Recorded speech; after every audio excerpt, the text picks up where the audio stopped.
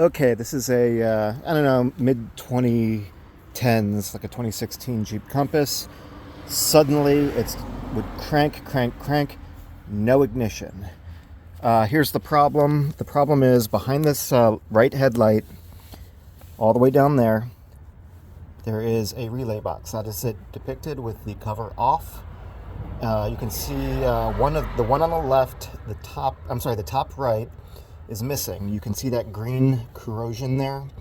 That is what is causing the problem. So normally there's a relay in there. You'll see it in a moment, but that top right connection is corroded to the point where the entire pin has broken off inside of the box. And that socket there on the top right, you can see I've already applied the correction to this one. That feeds this second one right below it. There is a relay in there, and I'm going to show you how to do this. The dealership wanted $2,300. While we're here, so what we're doing is we're jumpering one of the pins from those two relays on the right. The one that isn't in there right now, that has the green corrosion, so top right, and the middle right where the wire is coming off of. We're jumpering those two. And where we are jumpering them to is to circuit number 33. Okay, that is circuit 33. That is the circuit that powers those relays normally, but to do an actual fix would take, you have to take the whole tire off. You'd have to take the tire off the fender liner, somehow get the box out, and even then you wouldn't have a lot of space to work on it. So let me just show you what I did, and we'll get this going. Okay, here's how to know if you have this issue. You saw that top right relay. I've removed the cover on this one. Here's what it normally looks like. The top right relay is for the low-speed cooling fan. If you remove it and you flip it over and you see this pin here is green and corroded and broken off, you have this issue, and here is the fix. Okay, so you set that down. You will need to purchase a new relay. Set it down in the same orientation. What we're going to do is we're going to bend this pin, make sure you have the right pin, so set them side by side. The one that's broken off has to be bent backwards. You can see here, I've bent the pin backwards on itself. Now I'm going to attach a wire to it and solder that wire to the pin. Okay, you can see here I've just quickly got some scrap speaker wire. I could have done this a lot better, but this is just the quick and dirty. I'll wrap it with electrical tape now. Okay, there we go, wrapped up with electrical tape. I got a pretty good mechanical connection. Again, that pin's bent back, so it should look exactly like this.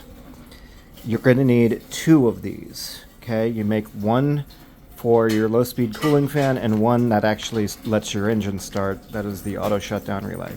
Once you have two, it's a simple matter.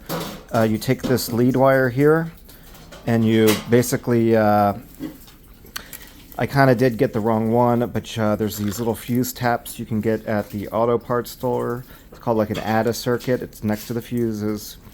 As long as you're smart and get the right one, you can plug that into slot 33.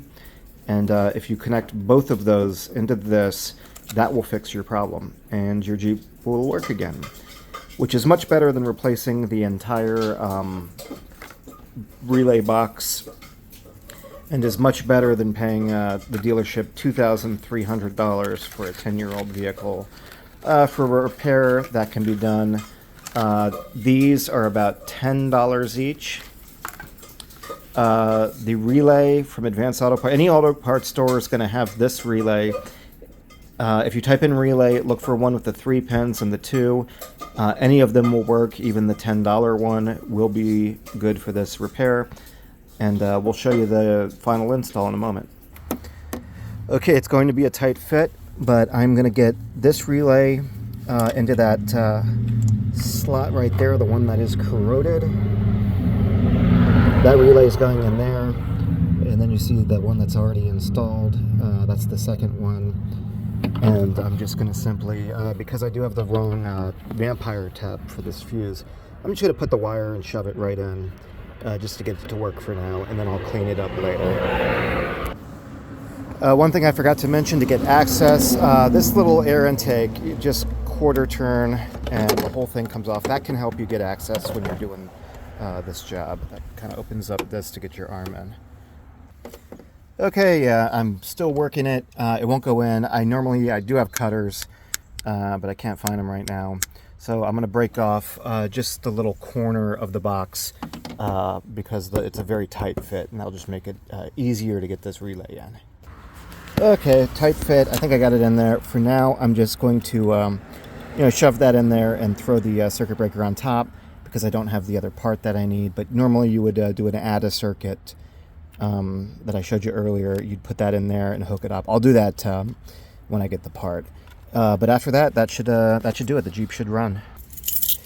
Okay, so it did turn over before I mess with it just now. Let's see. Please don't make me look stupid. Okay, there we go. It's running. I need to verify the cooling fan is going to, let's see. I don't see it spinning at the moment. Maybe it doesn't need to. Hopefully that's okay. But yeah, at least it turns over and runs. And so that's how to fix the cranking but no ignition on your Jeep Compass.